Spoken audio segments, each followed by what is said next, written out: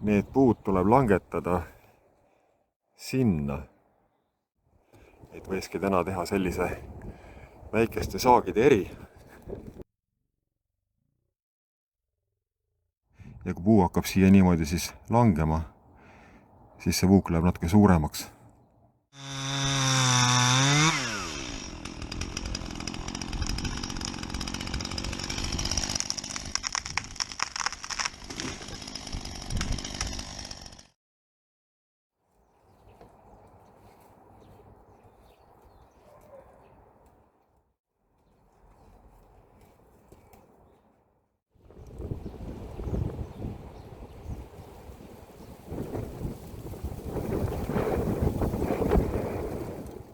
Ja mu plaan oli langetada see puu nüüd täpselt samamoodi nagu see eelmine. Aga siin ikkagi selgub, et see ei pruugi olla ikkagi hea plaan. Tõenäoliselt, kui see teine puu nüüd langetada samamoodi nagu see esimene, siis siin midagi ei juhtu, kõik läheb hästi. Aga ma ei taha siin mitte millegagi riskida selle elektriliini tõttu. Ja ma teen siin väiksed korrektiivid. Ma ei pane enam rihma selle kännu külge, vaid ma panen rihma siia. Ja miks ma seda teen, seda ma seletan kohe paberi peal. Nii, ma joonistan siia paberi peale selle situatsiooni ülesse, nagu ta mul siin on. Elektriliin on siin.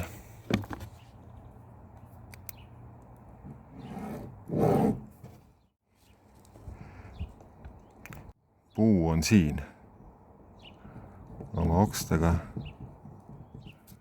Känd on siin ja rihm on siin. Ja tuul tuleb siit poolt.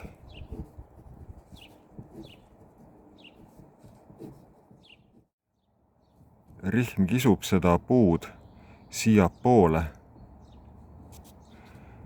Aga kui nüüd see puu hakkab langema ja puu liigub siit pool meetrit siia poole, siis rihm lõtvub.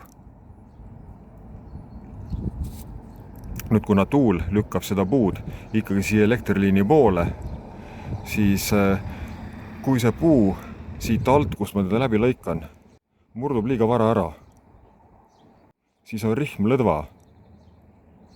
Ja see puu ei pruugi langeda mul siia, kuhu ma tahan teda langetada, vaid ta võib minna näiteks siia, selles suunas. Sest rihm on lõdva ja rihm ei lase nüüd puul liikuda muidugi selles suunas, ei lase siia liikuda.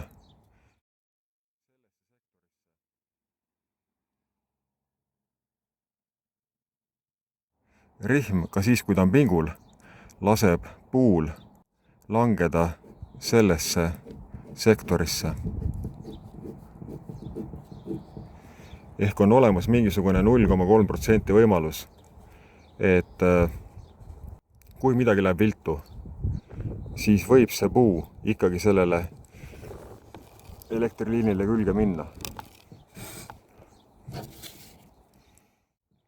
Nii ja praktikas tähendab see siis seda, et selle rihma ma pean siit ära võtma ja ma panen selle rihma siia selle koha peale. Niimoodi.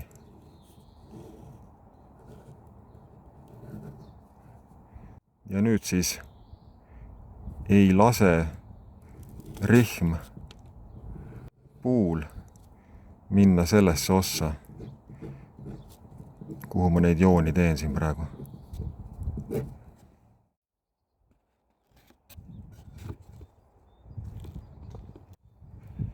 Nii nagu näete, rihm on uue koha peal.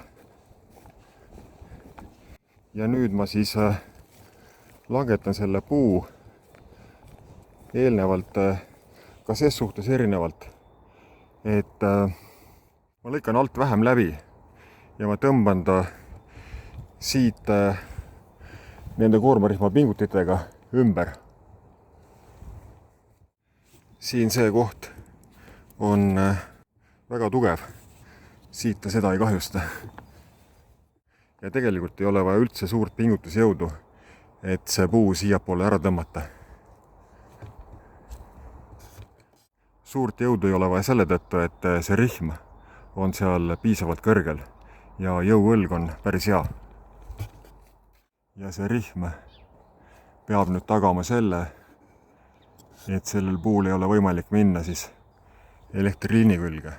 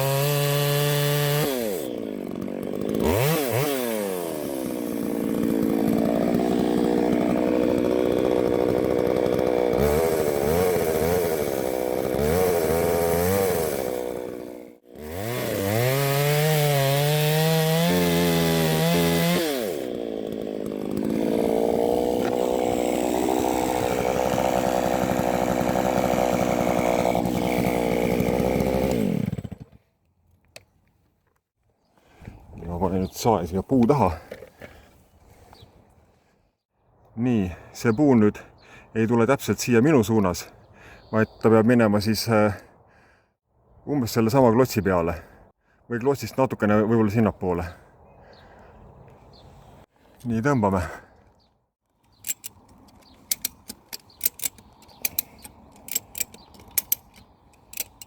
Nagu näete, puu liigub seal.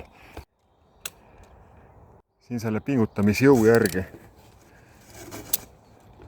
ma ütleksin, et ma tõmban praegu kuskil 200 kiloga ainult. Ja puu tuleb siia poole. Vaatame, et siia jääb ilusti kaadrisse ka meil. Nii, liigub siia poole.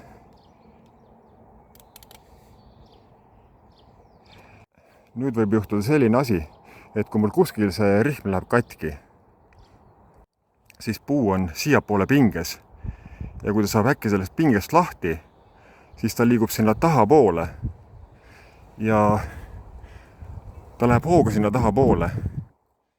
Ja kui tuul teda veel tõukab ka sinnapoole, siis ta läheb sinna ja ta võib sinna teisele poole ära murduda või teisele poole maha kukkuda. Seetõttu ma olengi siukesed asjad siia pannud külge kindlustuseks.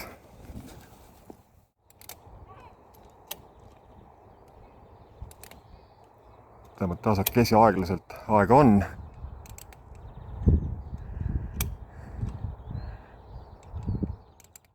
Ja see algne plaan mul tõmmata tolle kännu tagant oleks olnud ka tegelikult mõttetu kiirustamine.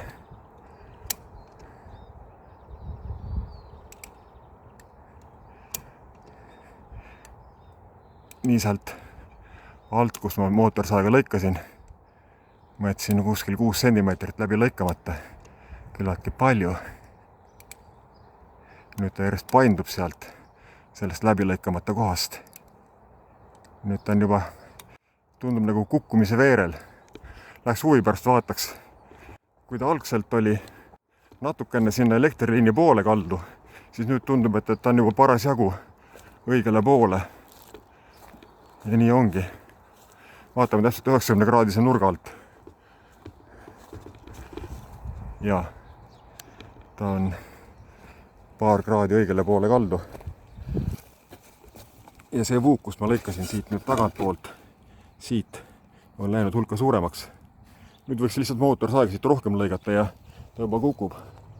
Aga tõmbame niisama.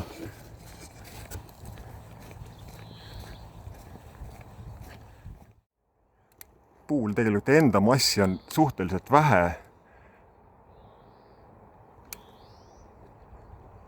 Mida rohkem massi siiapoole saab, seda rohkem ta ise tahab hakata murduma.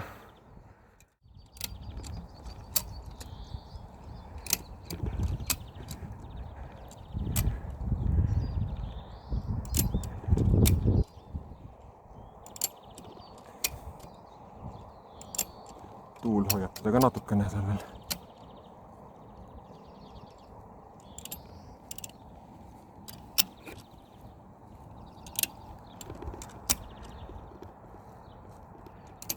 Nii, siuke tunne on, et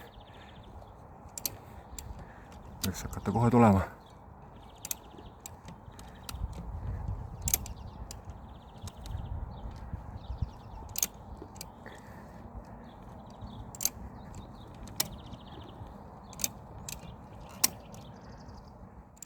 Kui sellist asja teha mingisuguse suurema puuga ja siin pingutades on tunne, et pingutusjõud on nii suur, et võib hakata kuskil midagi puru minema nende rihmade juures, siis tuleks ikkagi järgi mõelda.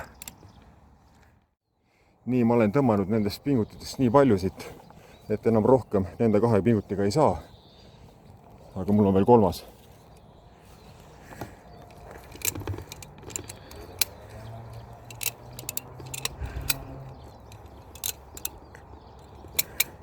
Nii nüüd tuleb ta juba väiksema jõuga.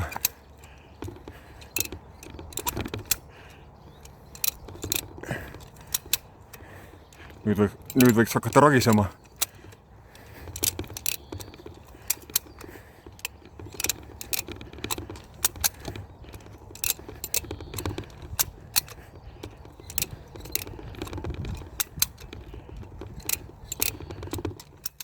Ma olen tõmmanud küllaltki palju, oma meetri jagu juba.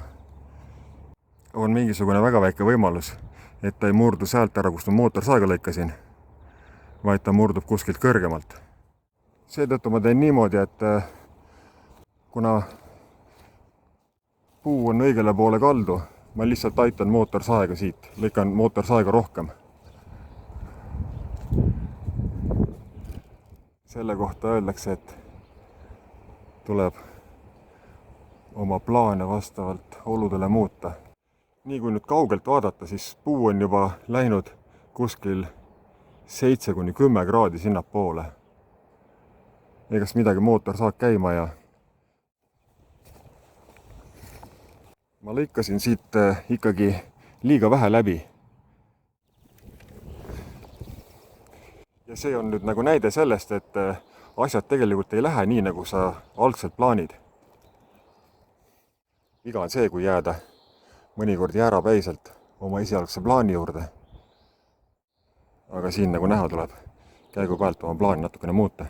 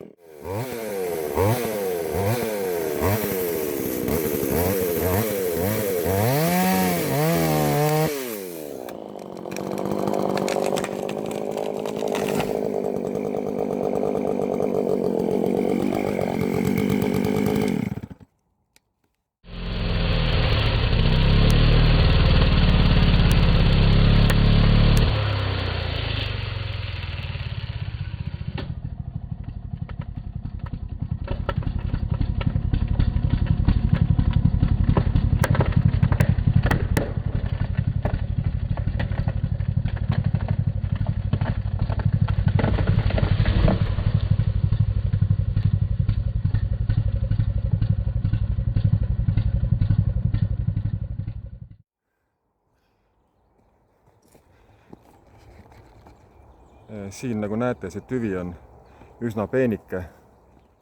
Ma võtan tüvelt ära oksad kuni selle punktini. 60% tüve pikkusest, 60% ülaosast läheb oksteks. Nii nagu näha, see puu on ilus, terve ja tugev. See on üks põhjus, miks ta mul maha tõmbamisega ära murduda ei tahtnud. Ja teine põhjus on, tüve ja okste enda mass on küllaltki väike. Et kui tüvi läheb kaldu, siis kaldu olles seda massi, mis ta siis veel rohkem kaldu viiks, on vähevõitu.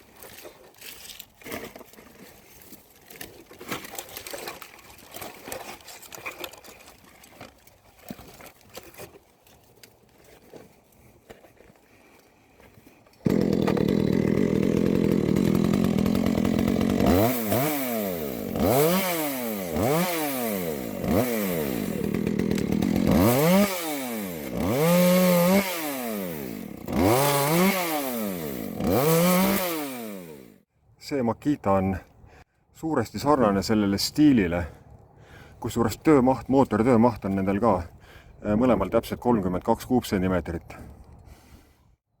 Ja võib öelda, et see reaktsiooni kiirus gaasi andmisele, mis on just nende okste lõikamisel tähtis, on mõlemal üle keskmise hea. Mootori hääl on sellel mitte nii ilus kui stiilil.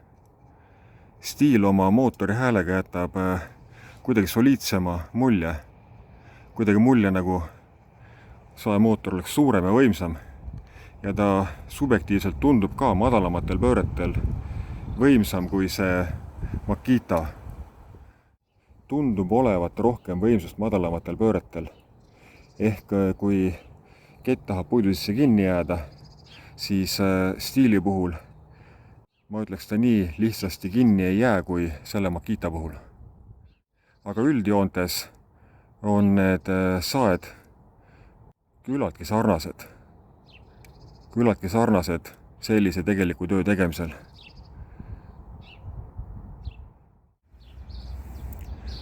Lõikekiirus sellise töö tegemisel, nagu ma siin teen, ei ole tegelikult üldse oluline. Kiiresti saab lõigatud nii või teisiti, siis ma ütleks, et kindlalt kõige parem saag on see stiil. See saag ja see saag oma omaduste summas on võrdsed, aga need omadused on küllaltki erinevad. Võimsuse vahe on suur. Kaalu vahe on selle sae kasuks isegi.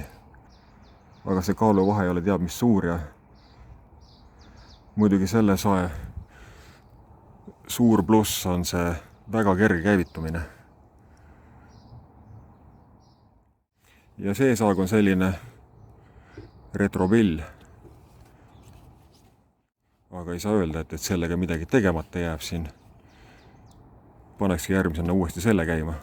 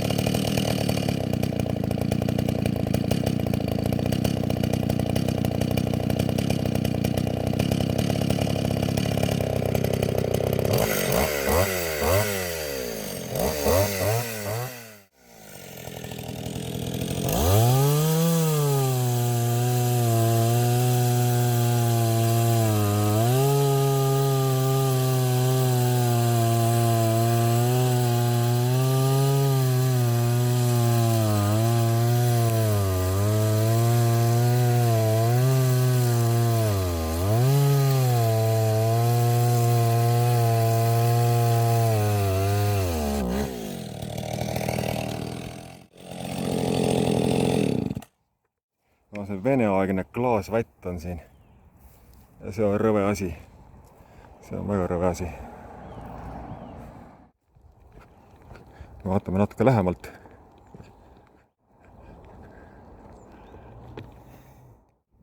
Siin on mingi toru sees. Siin on nael sees. Siin on siukene natukene värske maas. Ja siit kõrgemale see on kõik ainult põletusse. Ja see osa läheb ka põletusse, et seda ma küttepuuks tegema ei hakka. Nii, aga sellel puhul on ka nagu näha mingisugune potentsiaal elektriliinile ikkagi peale minna. Vaatame siit kaugemalt, kuhu see langetada tuleb.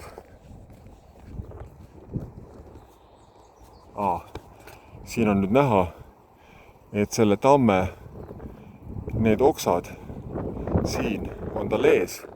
Siia minu poole teda langetada ei saagi. Saab langetada siia peale. Aga siin on ka seda klaasvatti ja saepuru ja sodi, et selle peal siin tööd teha ei ole hea.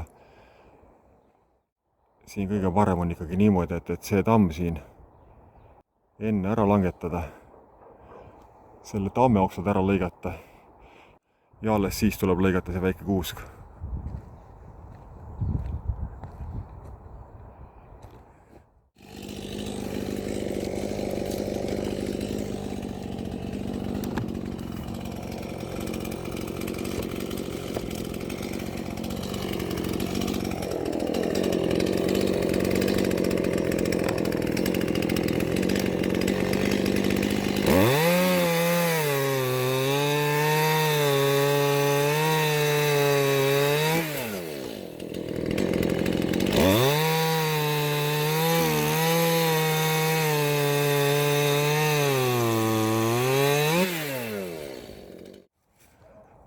Mõnus on ja kett on tal ka väga hea. Tal on see Speedcat Nano 0,325 tolli madala hambaga kitsas kett. Lõikab ideaalselt. Siin lõigates ma lasin korra ülemisest käepidemest lahti ja kett ennast ise nagu sisse ei kaku, et saab natukene peale vajutada ja sellega siis seda mootori pöördeid reguleerida. Selliste väikeste saagidega tehakse tööd niimoodi, et gaas on põhjas. Ja pöördeid saab reguleerida siis sellega, kui palju siit nagu peale vajutada. Ja see toimib selle sae puhul suurepäraselt, et mitte öelda ideaalselt.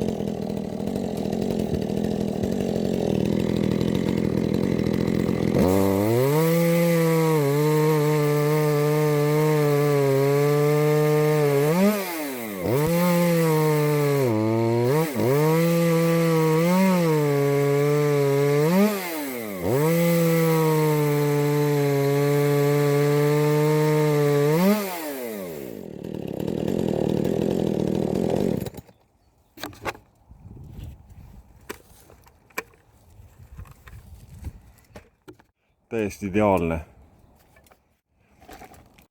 Ta on isegi grammi võrra parem sellest Speedcat Nanost. Aga mõlemad täna töötavad, võiks öelda, väga hästi. Ja kui ma enne väitsin, et see on kõige parem, siis siin puki peal seda natukene jämedamat lõigates ma ütleks, et see on ka ikkagi väga hea.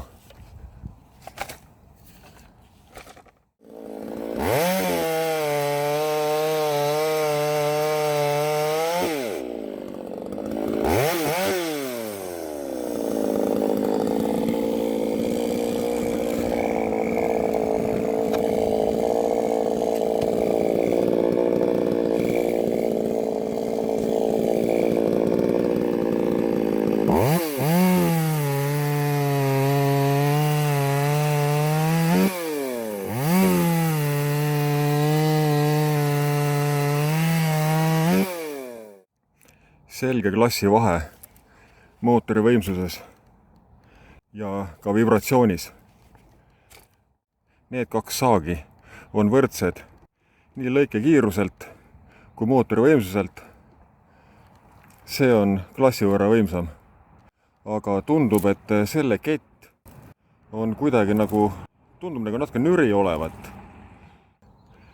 Sellel sael on vibratsiooni summutamiseks üks selline vibratsiooni leevendamise vedru, teine siin, kolmas siin. Sellel sael on selline pikk vedru siin, teine siin taga ja kolmas siin üleval selle koha peal. Vibratsioonisummutus nendel saagidel on hea või väga hea ja sellel üsna kesine.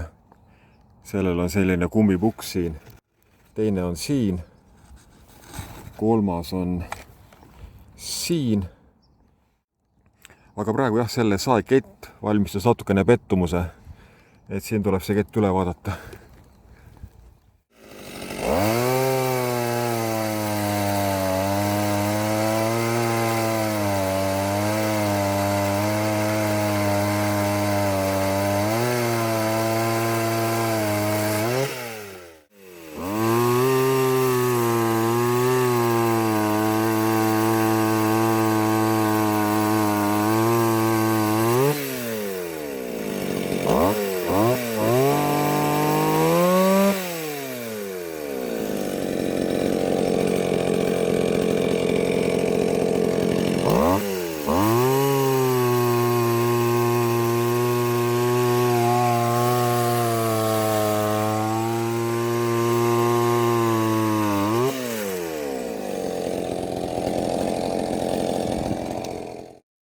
Selle mudeli tootmine vist lõppes kas eelmine aasta või üle-eelmine aasta ära. See, mis aastal see välja tuli, ma täpselt ei teagi. Võib-olla kuskil mingisugune 2010–2012 aasta. Ja selle tootmine lõppes ära kuskil aastal 2022 või 2023. Ja see saag nagu nende saagide võrdlusesse tegelikult hästi ei sobigi. Nad on nii palju erinevad tänapäevastest väikestest saagidest, nagu need kaks tükki on. See on niisugune puhtalt retropill, et töötab madalamatel pööretel, palju võimsust ei arenda, on mõeldud sellise väiksema puu saagimiseks aeglaselt ja rahulikult. Samas kui nendega võiks ka midagi natukene jämedamat lõigata. See saag on selline powerhouse, et ta oleks nagu klassi võrra võimsam asi, võimsam moodsamatest, väiksematest saagidest. Aga oma olemuselt on ta ikkagi väike saag, sest ta on kõikidest kõige kergem.